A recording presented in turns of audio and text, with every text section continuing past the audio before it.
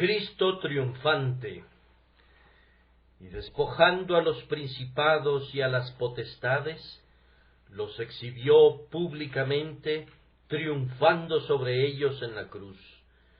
Colosenses 2:15. Para el ojo de la razón, la cruz es el centro de la aflicción y el fondo de la profundidad de la vergüenza. Jesús muere la muerte de un malefactor. Él cuelga del patíbulo de un criminal y derrama su sangre sobre el monte común de la condenación, teniendo por compañeros a unos ladrones. En medio de burlas, escarnio, desprecio, obscenidades y blasfemias, Él entrega su espíritu. La tierra lo rechaza y lo levanta sobre su superficie, y el cielo no le suministra ninguna luz, sino que más bien oscurece al sol del mediodía en la hora de su agonía. La imaginación no puede descender a las profundidades a las que se sumergió el Salvador. La propia malicia satánica no podría inventar una calumnia más negra que la que fue arrojada sobre él. No escondió su rostro de la vergüenza ni de los salivazos. ¡Y qué vergüenza! ¡Y qué escupitajos le lanzaron! Para el mundo, la cruz debe ser siempre el emblema de la vergüenza. Para los judíos, un tropezadero, y para los griegos, locura. Cuán diferente es el panorama que se presenta al ojo de la fe. La fe no reconoce ninguna vergüenza en la cruz, excepto la vergüenza de quienes clavaron al Salvador allí. No ve ninguna base para el desprecio, pero lanza un desprecio indignado al pecado, el enemigo que traspasó al Señor. La fe ve la aflicción, ciertamente, pero ve que de esta aflicción brota una fuente de misericordia. Es cierto que se duele por el Salvador agonizante, pero lo ve trayendo vida e inmortalidad a la luz, en el preciso momento cuando su alma fue eclipsada por la sombra de la muerte.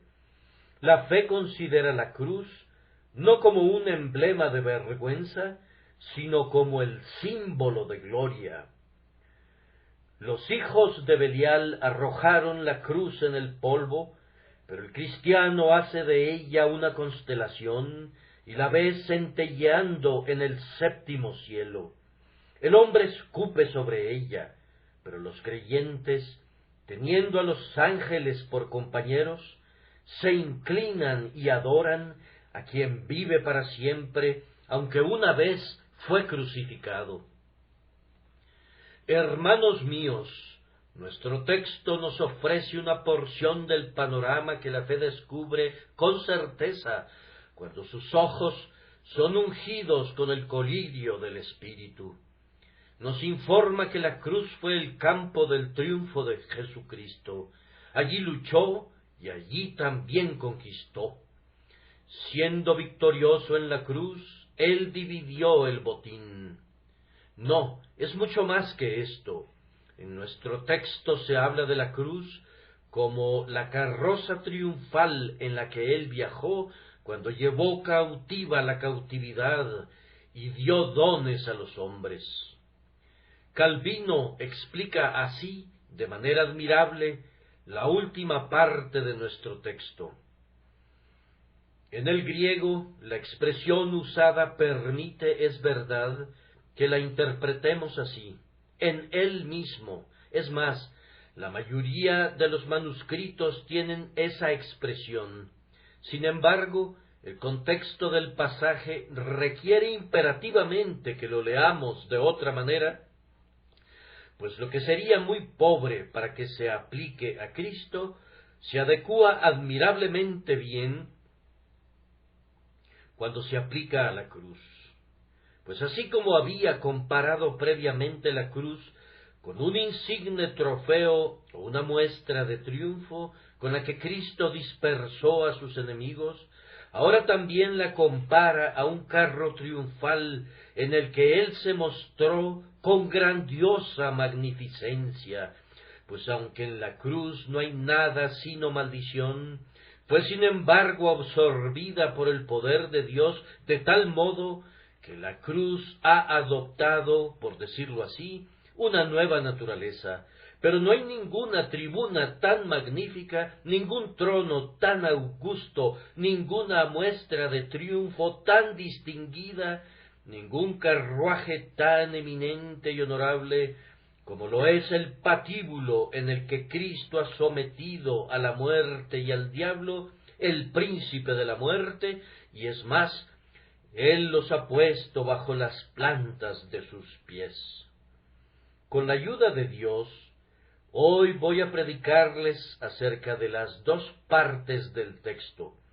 Primero, voy a esforzarme para describir a Cristo despojando a sus enemigos en la cruz. Y habiendo hecho eso, voy a guiar su imaginación y su fe para que sigan adelante y vean al Salvador en triunfal procesión sobre su cruz, llevando cautivos a sus enemigos y haciendo claramente de ellos un espectáculo ante los ojos del atónito universo. En primer lugar, el día de hoy, nuestra fe recibe la invitación de contemplar a Cristo despojando a los principados y potestades. Satanás, aliado con el pecado y la muerte, había convertido este mundo en el hogar del desastre.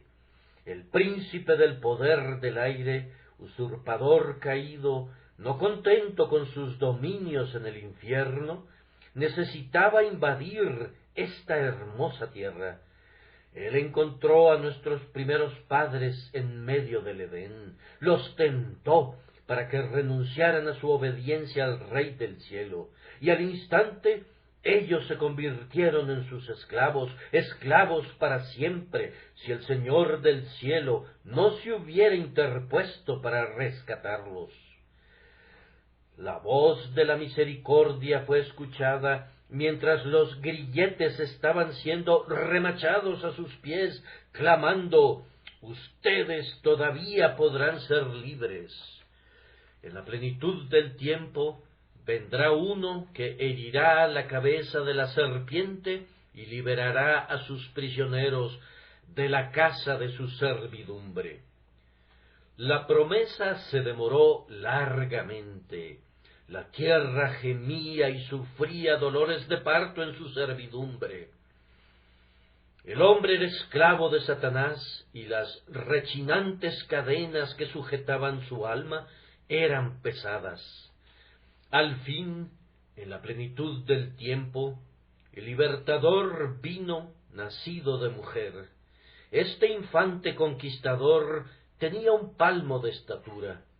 Estaba acostado en un pesebre, él, que un día iba a sujetar al antiguo dragón para arrojarlo al abismo sin fondo, sellándolo allí. Cuando la vieja serpiente supo que su enemigo había nacido, conspiró para matarlo. Se alió con Herodes para buscar al niño y destruirlo, pero la providencia de Dios preservó al futuro conquistador. Se fue a Egipto y allí estuvo escondido por un corto tiempo. Luego, cuando había llegado a la plenitud de años, hizo su advenimiento público y comenzó a predicar libertad a los cautivos y puertas abiertas a los que estaban sujetos a prisión. Entonces Satanás nuevamente descargó sus flechas y buscó terminarla con la existencia de la simiente de la mujer. Por diversos medios buscó matarlo antes de que llegara su tiempo. En una ocasión, los judíos tomaron piedras para apedrearlo, y esto lo intentaron varias veces. Trataron de despeñarle desde la cumbre de un monte, se esforzaron por quitarle la vida por cualquier medio, pero su hora no había llegado. podían rodearle los peligros, pero él era invulnerable hasta que llegó el tiempo. Al fin llegó el día tremendo. Paso a paso el conquistador debió combatir con el terrible tirano. Se escuchó una voz en el cielo: mas esta es vuestra hora y la potestad de las tinieblas. Y Cristo mismo exclamó: ahora es el juicio de este mundo, ahora el príncipe de este mundo será echado fuera. El Redentor se levantó de la mesa de la comunión a medianoche y marchó hacia el frente a la batalla. ¡Qué terrible combate fue ese! Al inicio, el poderoso conquistador pareció ser vencido. Arrojado en tierra en el primer asalto, cayó de rodillas y exclamó: Padre, si quieres, pasa de mí esta copa. Revitalizada su fortaleza, fortalecido por el cielo, no se quejó más, y desde esta hora nunca pronunció ninguna palabra que diera la impresión de que renunciaba a la batalla. Enrojecido por el sudor sangriento de la terrible refriega, se lanzó a lo más reñido de la batalla. El beso de Judas fue, por decirlo así, el primer sonido de la trompeta. El tribunal de Pilato fue el esplendor de la lanza. El látigo cruel fue el entrechocar de las espadas. Pero la cruz fue el centro de la batalla. Allí, en la cima del Calvario, se debía pelear el combate de la eternidad. Ahora debe levantarse el Hijo de Dios y ceñirse su espada en su cadera.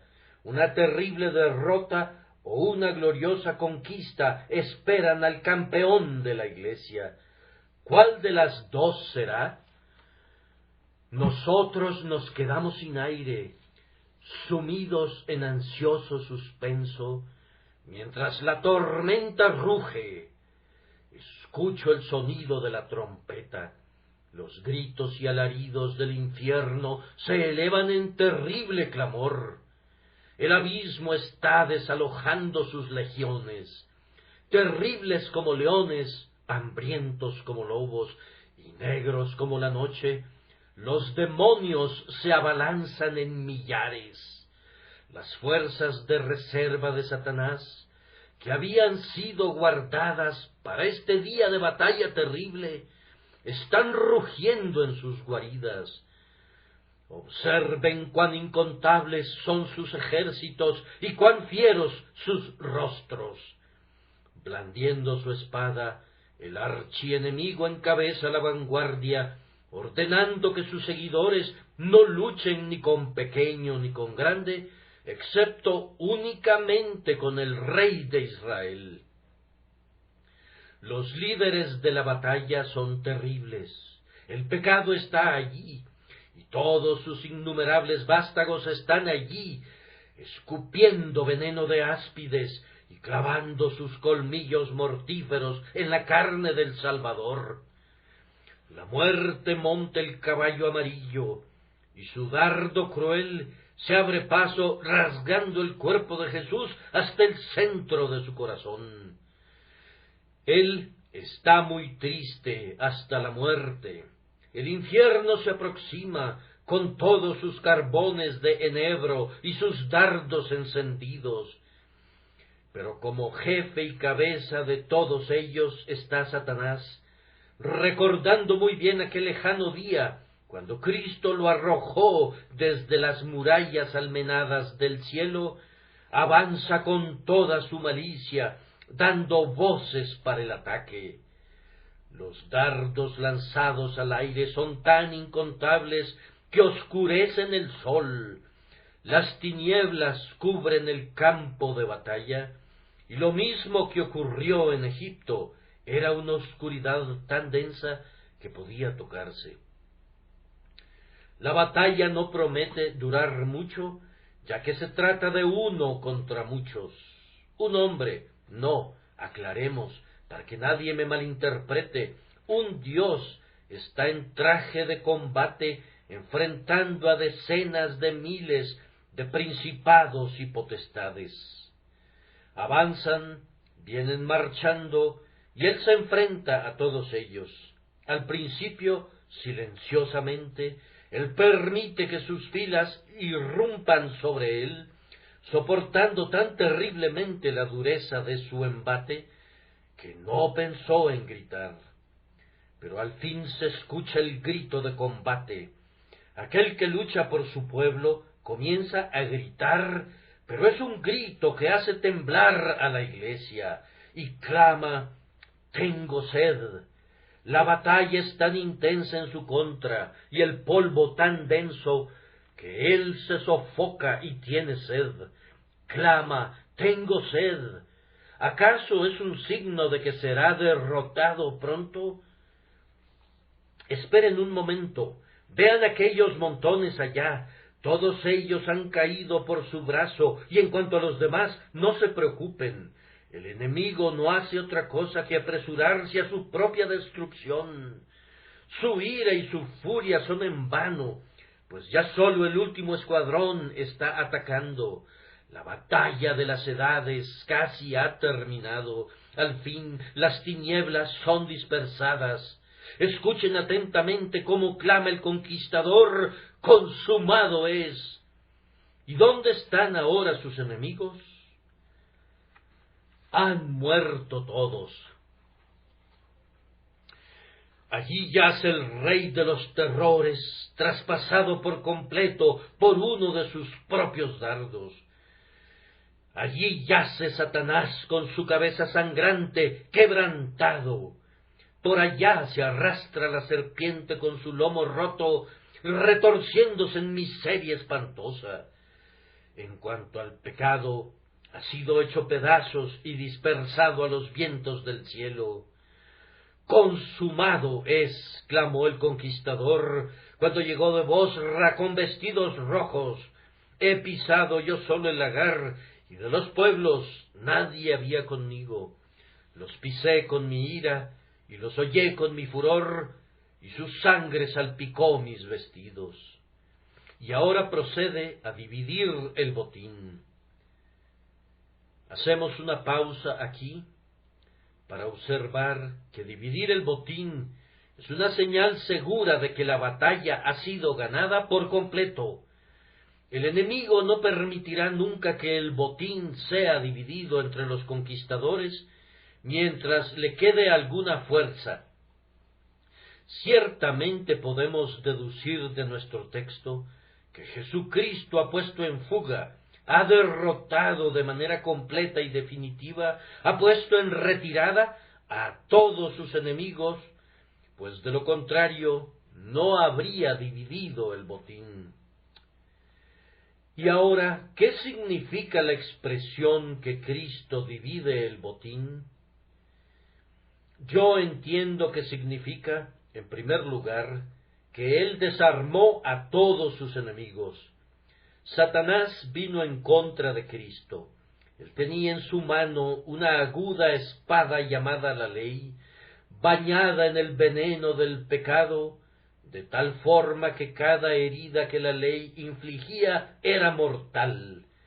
Cristo arrebató esta espada de la mano de Satanás, y el príncipe de las tinieblas se quedó desarmado. Su yelmo fue partido en dos, y su cabeza fue aplastada como por la acción de una vara de hierro. La muerte se levantó contra Cristo. El Salvador le quitó su aljaba, la vació de todos sus dardos, los quebró en dos, devolvió a la muerte el cabo emplumado, pero no le regresó las lengüetas envenenadas, para que no pudiera destruir nunca a los rescatados. El pecado vino contra Cristo, pero el pecado fue hecho pedazos por completo. Había sido el escudero de Satanás, pero su escudo fue abandonado y quedó muerto en la llanura. ¿Acaso no es un noble cuadro Contemplar a todos los enemigos de Cristo, es más, hermanos míos, a todos sus enemigos y los míos totalmente desarmados. A Satanás no le quedó nada con qué poder atacarnos. Puede intentar lesionarnos, pero no puede herirnos nunca, pues se ha quedado sin espada ni lanza.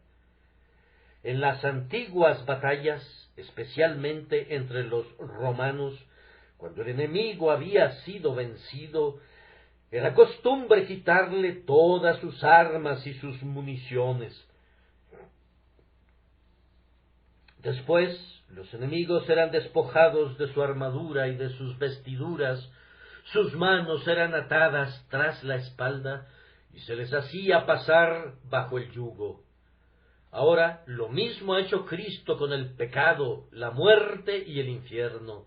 Ha tomado sus armaduras, los ha despojado de todas sus armas y los ha hecho pasar bajo el yugo, de tal forma que ahora son nuestros esclavos, y nosotros en Cristo somos conquistadores de quienes eran más poderosos que nosotros. Yo entiendo que este es el primer significado de dividir el botín, desarmar totalmente al adversario. A continuación, cuando los vencedores dividen el botín, se llevan no solamente las armas, sino todos los tesoros pertenecientes a sus enemigos. Desmantelan sus fortalezas y se roban todas sus provisiones, para que en el futuro no tengan la capacidad de renovar el ataque. Cristo ha hecho lo mismo con todos sus enemigos. El viejo Satanás nos había despojado de todas nuestras posesiones. Satanás había agregado a sus posesiones el paraíso, todo el gozo y la felicidad y la paz del hombre. Satanás se los había arrebatado, no que él mismo pudiera gozar de ellos, sino que se gozaba en arrojarnos en la pobreza y en la condenación. Ahora Cristo nos ha devuelto todas nuestras herencias perdidas.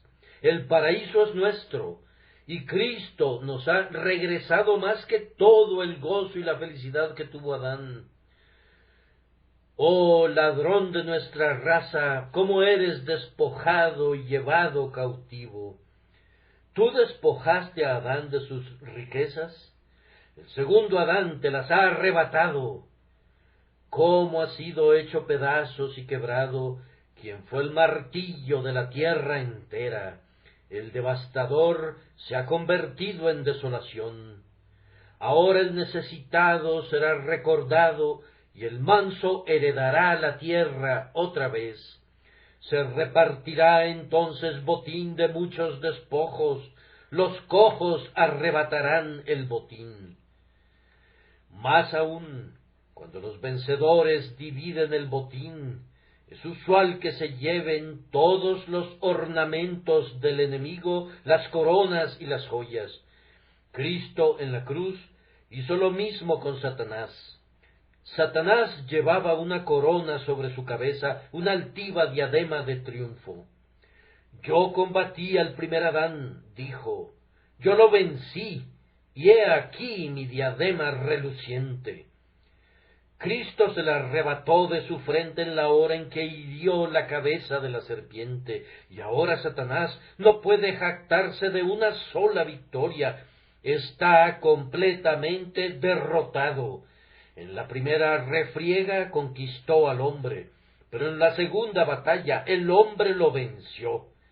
Satanás perdió su corona, él ya no es más el príncipe del pueblo de Dios. Su poder de reinar ha desaparecido. Puede tentar, pero no puede forzar. Puede amenazar, pero no puede avasallar, pues la corona es arrebatada de su cabeza, y los poderosos son humillados. Oh, canten al Señor un cántico nuevo, todos ustedes, pueblo suyo.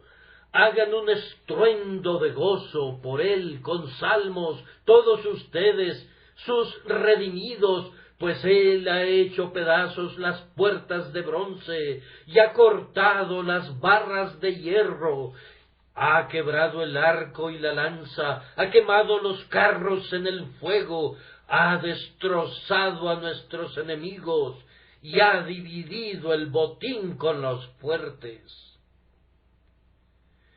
Y ahora, ¿qué nos dice esto? Simplemente lo siguiente: si Cristo en la cruz ha despojado a Satanás, no temamos el encuentro con este gran enemigo de nuestras almas. Hermanos míos, en todas las cosas debemos ser hechos semejantes a Cristo.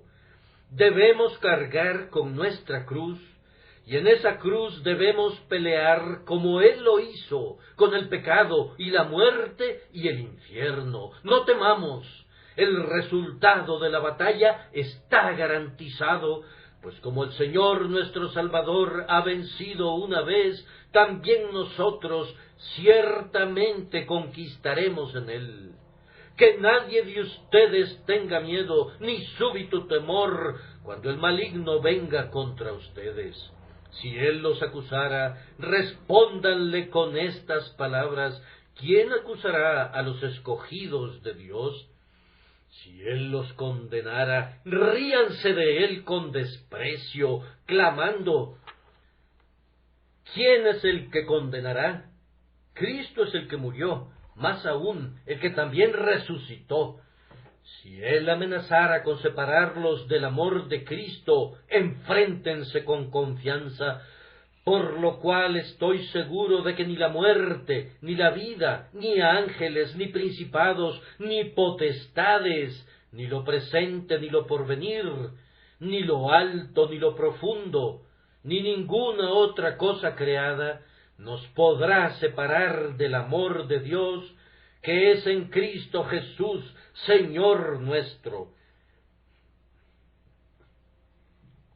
Si Él les echara en cara sus pecados, ahuyenten a los perros del infierno con esto: si alguno hubiere pecado, abogado tenemos para con el Padre, a Jesucristo el justo.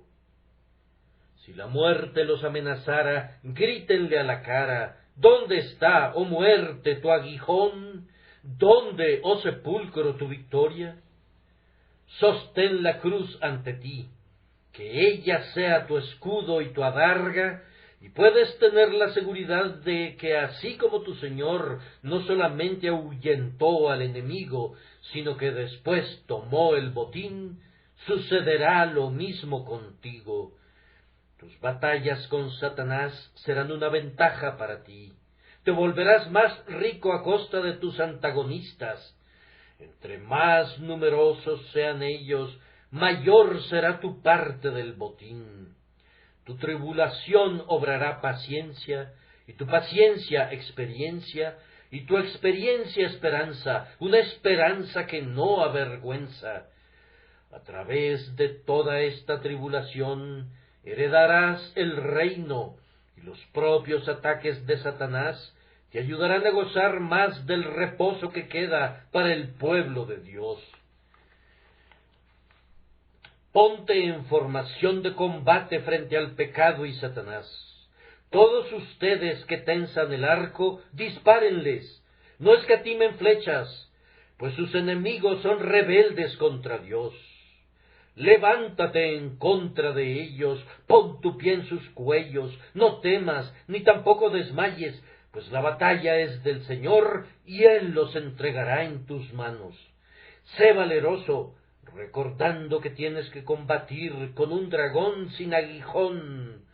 Podrá sisear, pero sus dientes están rotos, y su colmillo venenoso ha sido extraído. Tienes que batallar con un enemigo marcado con las cicatrices que le dejaron las armas de tu Señor. Tienes que combatir con un enemigo que está desnudo. Cada golpe que le asestes quedará muy visible, pues no tiene nada que le proteja. Cristo lo ha desnudado por completo y ha partido su armadura y lo ha dejado indefenso frente a su pueblo. Podrá rugir el león, pero no podrá destrozarte nunca. El enemigo podrá abalanzarse sobre ti con ruidos repugnantes y terribles alarmas, pero no hay causa real para temer. Permanece firme en el Señor. Tú luchas con un rey que ha perdido su corona, peleas con un enemigo con pómulos destrozados y con lomos descoyuntados. Regocíjate, regocíjate en el día de la batalla, pues para ti no es sino el comienzo de una eternidad de triunfo. De esta manera me he esforzado por reflexionar sobre la primera parte del texto, es decir, que Cristo en la cruz dividió el botín y quiere que nosotros hagamos lo mismo. La segunda parte de nuestro texto se refiere no solamente a la división del botín, sino al triunfo. Cuando un general romano había llevado a cabo grandes hazañas en un país extraño, su recompensa más alta era que el Senado le decretara el triunfo. Por supuesto que se llevaba a cabo una distribución del botín en el campo de batalla, y cada soldado y cada capitán recibía su parte, pero cada individuo esperaba anhelante el día en que podría gozar del triunfo público. En un cierto día establecido, las puertas de Roma se abrían de par en par, todas las casas estaban decoradas con ornamentos, la gente se subía a los techos de las casas o permanecía en grandes multitudes a lo largo de la calle. Las puertas eran abiertas, y muy pronto la primera legión comenzaba a desfilar al sonido de las trompetas, ondeando sus estandartes. La gente veía a los decididos guerreros mientras marchaban por la calle, regresando de sus campos de batalla teñidos de sangre. Después que ya había desfilado la mitad del ejército, tu ojo podía posarse en uno que era el centro de toda la atracción. Subido en un noble carro tirado por caballos blancos como la nieve, pasaba el propio conquistador, llevando en su cabeza una corona de laurel y parado con firmeza. Encadenados a su carro iban los reyes y los hombres valerosos que habitaban las regiones conquistadas por él.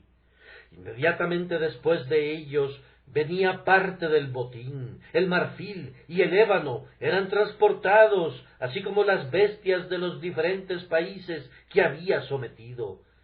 Después de ellos desfilaba el resto de los soldados, una larga caravana de hombres valerosos, todos ellos compartiendo los triunfos de su capitán.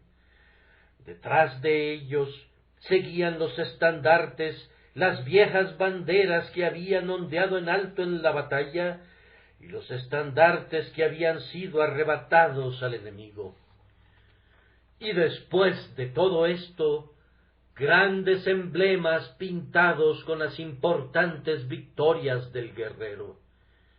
En uno de ellos había un gran mapa que mostraba los ríos que había atravesado, o los mares que había surcado su poderío naval. Todo era representado en un cuadro, y las masas daban un grito renovado al ver el memorial de cada triunfo. Y luego, detrás, conjuntamente con los trofeos, seguían los prisioneros de rangos menos eminentes.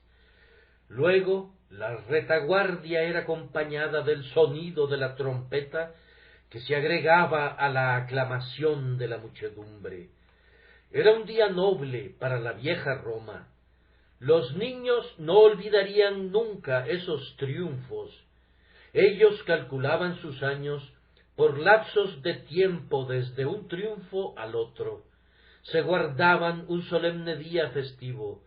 Las mujeres arrojaban flores al conquistador, y él era el verdadero monarca del día. Ahora, evidentemente, nuestro apóstol había visto triunfos así, o había escuchado de ellos, y toma esto como una representación de lo que Cristo hizo en la cruz. Nos dice, Jesús los exhibió públicamente, triunfando sobre ellos en la cruz. ¿Han pensado alguna vez que la cruz podría ser la escena de un triunfo? Muchos de los viejos comentaristas escasamente pueden concebir que esto sea verdad. Dicen, esto debe referirse ciertamente a la resurrección y ascensión de Cristo. Sin embargo, así lo dicen las Escrituras, que inclusive en la cruz Cristo gozó de un triunfo. Sí, mientras esas manos estaban sangrando, las aclamaciones de los ángeles estaban siendo derramadas sobre su cabeza. Sí, mientras esos pies estaban siendo desgarrados por los clavos, los espíritus más nobles del mundo se congregaban a su alrededor llenos de admiración.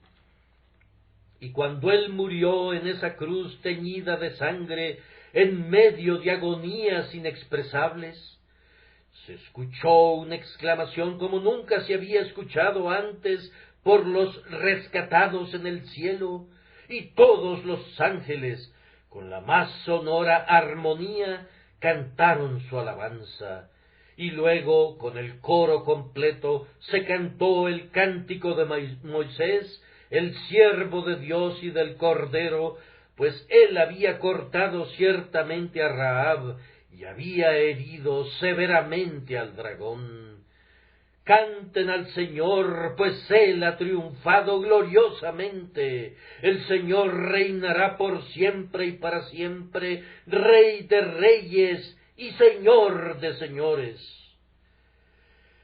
Pero hoy no me siento capaz de describir una escena tan grandiosa y sin embargo tan contraria a cualquier cosa que la carne pudiera adivinar, como el cuadro de Cristo triunfando efectivamente en la cruz, en medio de su sangre derramada, sus heridas y sus dolores, siendo verdaderamente un vencedor triunfante, admirado por todos. Más bien elijo tomar mi texto de esta manera. La cruz es la base del triunfo final de Cristo. Puede decirse que él triunfó realmente allí, porque fue por ese acto suyo, ese ofrecimiento de sí mismo, que conquistó por completo a todos sus enemigos y se sentó para siempre a la diestra de la majestad en los cielos. En la cruz, para el ojo espiritual, está contenida cada victoria de Cristo. Puede no estar allí de hecho, pero está virtualmente. El germen de sus glorias puede ser descubierto por el ojo de la fe en las agonías de la cruz. Ténganme paciencia mientras humildemente intento describir el triunfo que resulta ahora de la cruz. Cristo ha vencido para siempre a todos sus enemigos y ha dividido el botín en el campo de batalla, y ahora, inclusive en este mismo día, él goza de la recompensa bien ganada y del triunfo de su terrible esfuerzo. Vuelvan sus ojos a las almenas del cielo, la grandiosa metrópolis de Dios. Las puertas de perlas están abiertas de par en par, y la ciudad brilla con sus murallas enjolladas como una novia preparada para su esposo. ¿Ven a los ángeles que se arremolinan junto a las almenas? Pueden observarlos en cada mansión de la ciudad celestial, anhelando ávidamente y buscando algo que no ha llegado todavía. Al fin se escucha el sonido de una trompeta y los ángeles se apresuran a las puertas. La vanguardia de los redimidos se aproxima a la ciudad. Abel entra solo, cubierto con un manto escarlata, heraldo de un glorioso ejército de mártires. Escuchen los gritos de aclamación. Este es el primero de los guerreros de Cristo, a la vez un soldado y un trofeo que han sido liberados. Muy cercano a él le siguen otros que en esos tiempos iniciales habían aprendido acerca de la fama del Salvador que venía. Detrás de ellos puede descubrirse un poderoso ejército de veteranos patriarcas que dieron testimonio de la venida del Señor en una era perversa. Vean a Enoc caminando con su Dios, cantando dulcemente: he aquí vino el Señor con sus santas decenas de millares.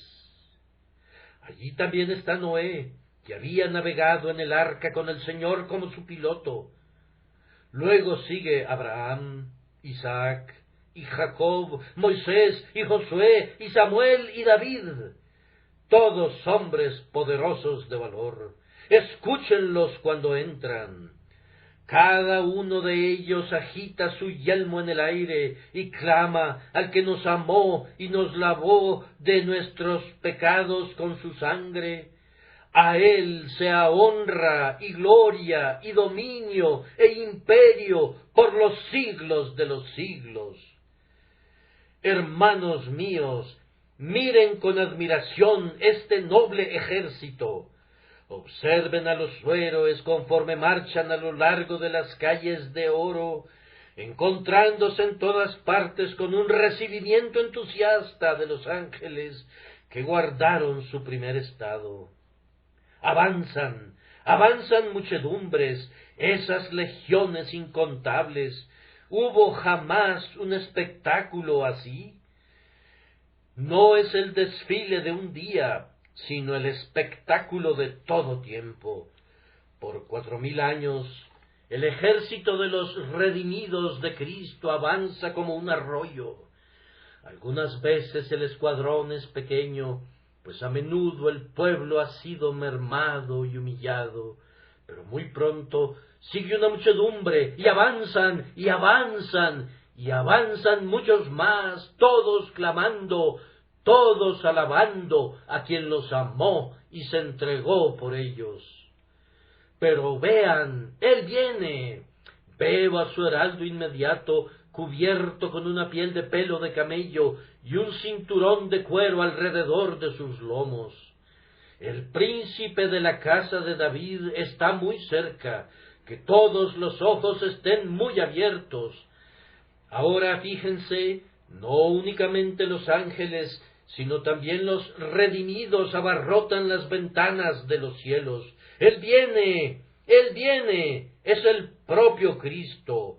Azota a los corceles blancos como la nieve, para que suban las colinas eternas. Alzad, oh puertas, vuestras cabezas, y alzaos vosotras, puertas eternas, y entrará el Rey de gloria. Vean, él entra en medio de aclamaciones, es él, pero no está coronado de espinas, es él.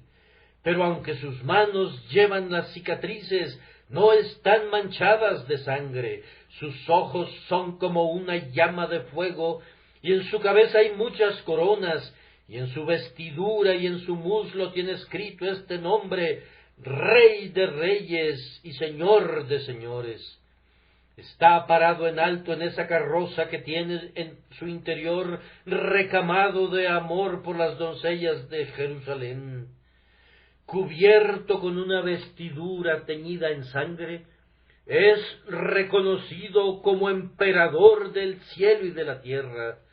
Avanza, prosigue hacia adelante, y más fuerte que el sonido de muchas aguas, y como poderosos truenos, son las aclamaciones que lo rodean. Consideren cómo la visión de Juan se ha vuelto realidad, pues ahora podemos ver por nosotros mismos y oír con nuestros oídos el cántico nuevo del que escribe, y cantaban un nuevo cántico diciendo: digno eres de tomar el libro y de abrir sus sellos, porque tú fuiste inmolado, y con tu sangre nos has redimido para Dios de todo linaje, y lengua, y pueblo, y nación, y nos has hecho para nuestro Dios reyes y sacerdotes, y reinaremos sobre la tierra. Y miré, y oí la voz de muchos ángeles alrededor del trono, y de los seres vivientes, y de los ancianos, y su número era millones de millones, que decían a gran voz: el Cordero que fue inmolado es digno de tomar el poder, las riquezas, la sabiduría, la fortaleza, la honra, la gloria y la alabanza. Y a todo lo creado que está en el cielo y sobre la tierra, y debajo de la tierra, y en el mar, y a todas las cosas que en ellos hay, oí decir al que está sentado en el trono y al Cordero: sea la alabanza, la honra, la gloria y el poder por los siglos de los siglos. Los 4 seres vivientes decían: amén. Y los 24 ancianos se postraron sobre sus rostros y adoraron al que vive por los siglos de los siglos. Pero, ¿quiénes son los que van junto a las ruedas de la carroza? ¿Quiénes son esos monstruos repulsivos que vienen aullando atrás? Yo los conozco. El primero de todos, el archienemigo. Miren a la serpiente antigua, amarrada y encadenada, cómo retuerce su cuerpo roto. Sus tonos azulados, todos manchados al ser arrastrada en el polvo, sus escamas desprovistas de su tan alardeada brillantez. Ahora la cautividad es llevada cautiva, y la muerte y el infierno serán arrojados al lago de fuego. Con cuánta burla es contemplado el cabecilla de los rebeldes, cómo se ha convertido en el objeto eterno de desprecio. El que se siente en el cielo se ríe, el Señor se burla de él. Miren cómo ha sido herida la cabeza de la serpiente, y el dragón es pisoteado.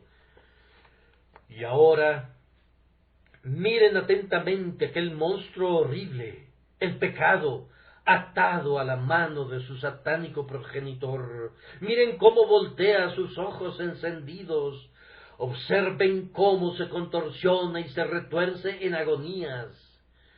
Vean cómo contempla la ciudad santa, pero él es incapaz de escupir su veneno allí, pues está encadenado y amordazado y está siendo arrastrado, involuntario cautivo, junto a las ruedas del vencedor.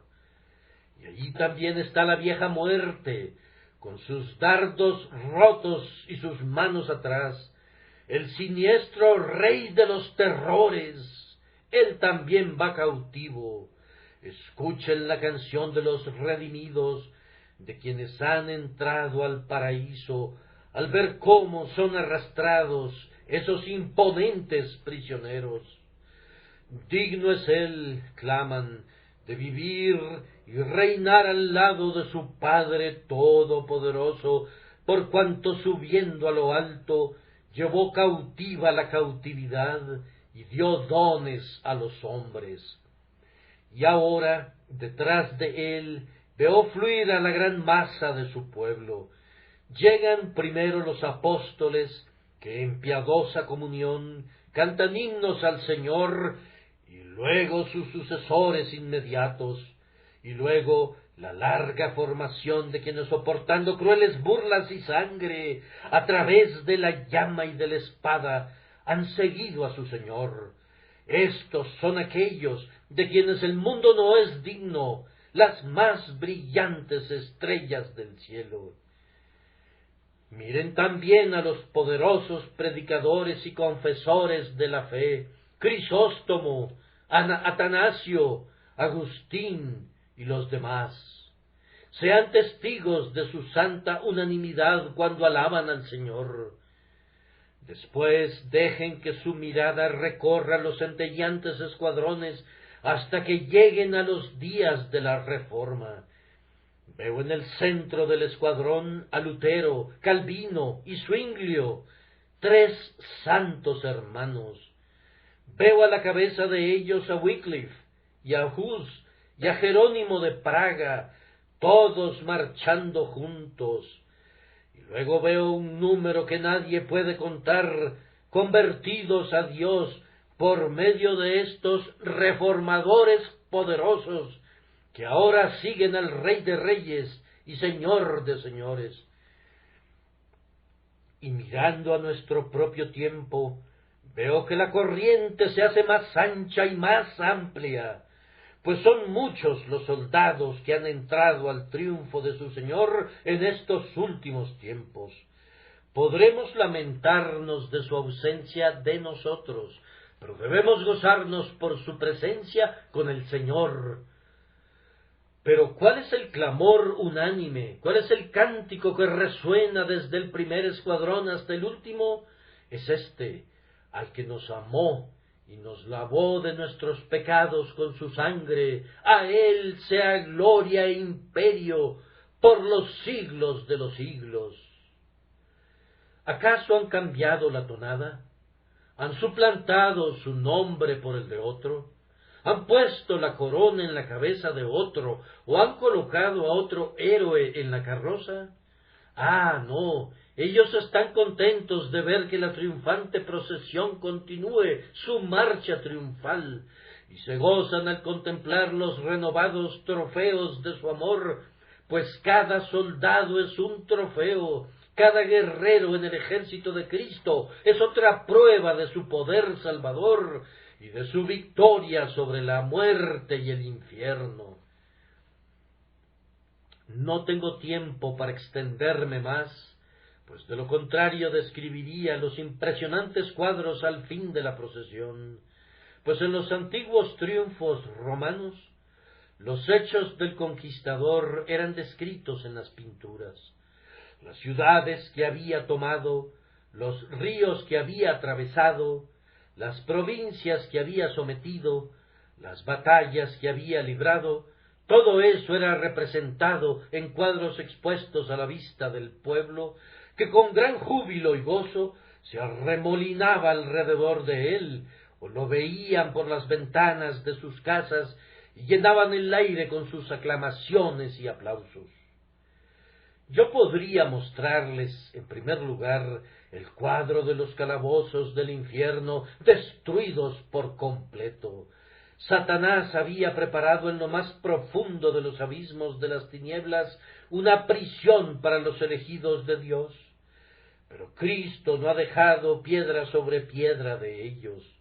En el cuadro veo las cadenas hechas pedazos, las puertas de la prisión quemadas por el fuego, y todas las profundidades del ancho abismo sacudidas hasta sus cimientos. En otro cuadro veo el cielo abierto para todos los creyentes. Veo las puertas que estuvieron firmemente cerradas, abiertas ahora por la palanca de oro de la expiación de Cristo. Veo otro cuadro, que es la tumba despojada. Contemplo a Cristo en ella, durmiendo por un rato, para luego correr la piedra y levantarse a la inmortalidad y a la gloria. Pero no nos podemos detener para describir estos cuadros impresionantes de las victorias de su amor.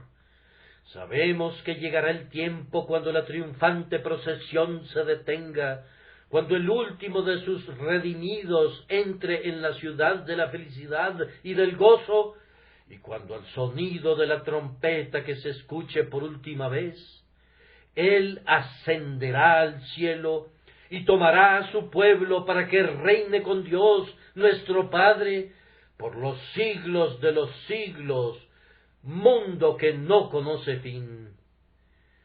Nuestra única pregunta, y con ella concluimos, es: ¿tenemos una buena esperanza por medio de la gracia de que marcharemos en esa tremenda procesión? pasaremos revista en ese día de pompa y de gloria. Dime, alma mía, ¿tendrás una humilde parte en ese glorioso desfile? ¿Caminarás tras las ruedas de su carroza? ¿Te unirás a los tronantes hosanas? ¿Se unirá tu voz al coro eterno? Algunas veces temo que no.